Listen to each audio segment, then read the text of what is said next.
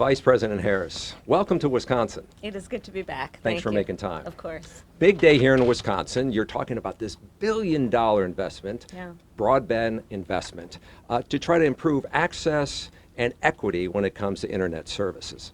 And so there's a lot of money involved here. So give me a sense, what sort of guarantees and metrics do you have in place to make sure that those who don't have internet access or are struggling to afford it will get it? So first of all, it is great to be back in Wisconsin and to be in Kenosha. Kenosha once was a hub of manufacturing, and then those jobs left. They left the United States, and the President Biden and I feel very strongly that we need to bring manufacturing back into America, and the work needs to be done by workers here in America. And so what we are doing at this factory is an example of that, and the announcement we're making today is about an additional investment to make sure that communities that were overlooked or underserved get the kind of attention they're due. So here in Kenosha, what we're doing is we are expanding. So there's going to be an expansion of production here. They're going to hire over 200 new people in addition to the folks they've already had.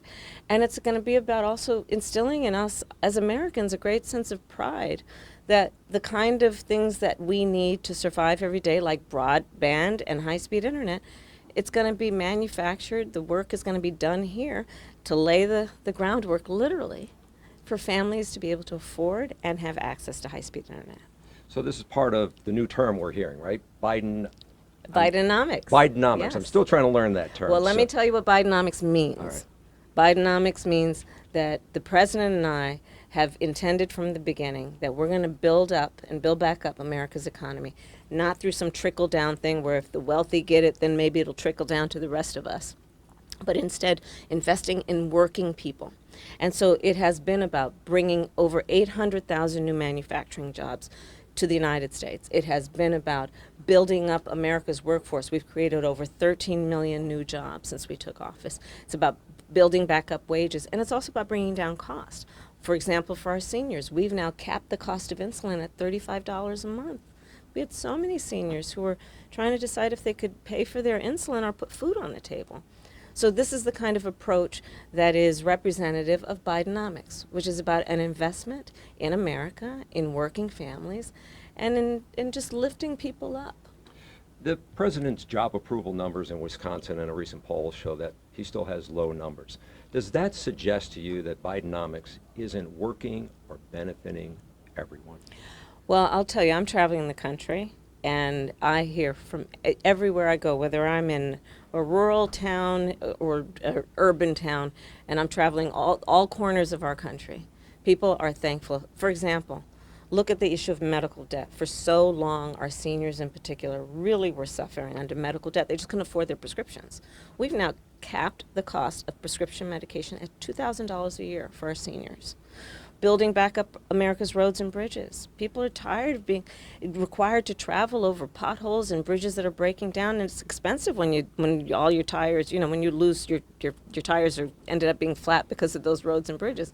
So when we're talking about building back up America, it's everything from building back up seniors, giving them quality of life, but also building America's infrastructure.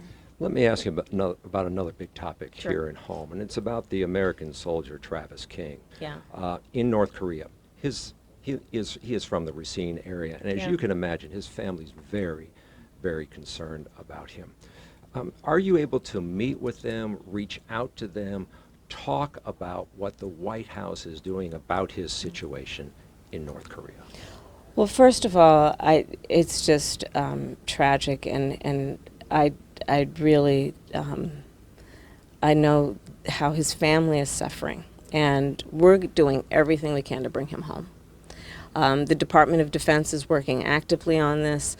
Through our State Department, there's a lot of activity on this, and we're going to do everything we can to bring him home.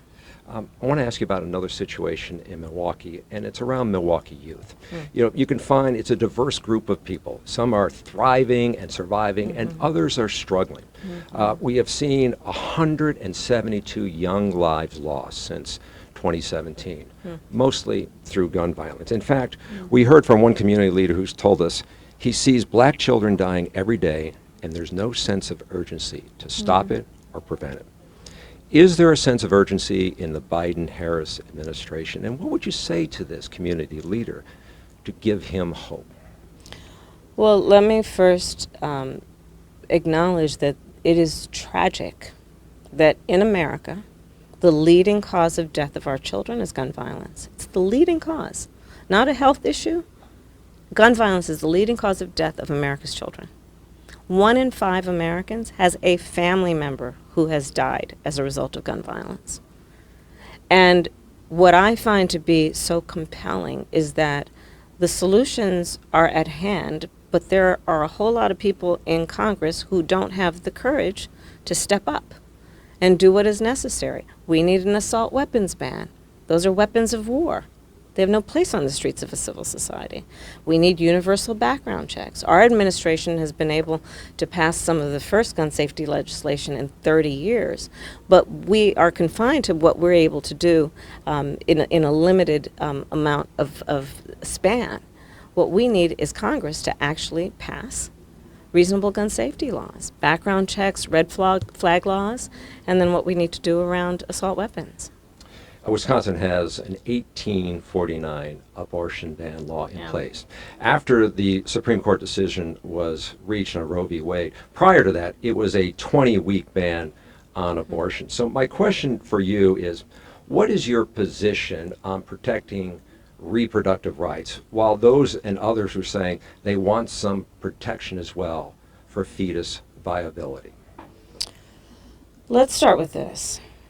I think it's very important for us to all agree that one does not have to abandon their faith or deeply held beliefs to agree. The government should not be telling women what to do with their body. She should be able to make that decision if she chooses with her pastor, her priest, her rabbi, whomever. But the government should not be telling women what to do with their bodies. And so when we look at this issue and we know that the highest court in our land just took a constitutional right that had been recognized from the women of America, from the people of America, I think we all have to step up and say that we need to have leaders lead by having some level of compassion and understanding that they should trust women to make decisions that are in their best interest, and that women, are in the best position to know what is in their own best interest.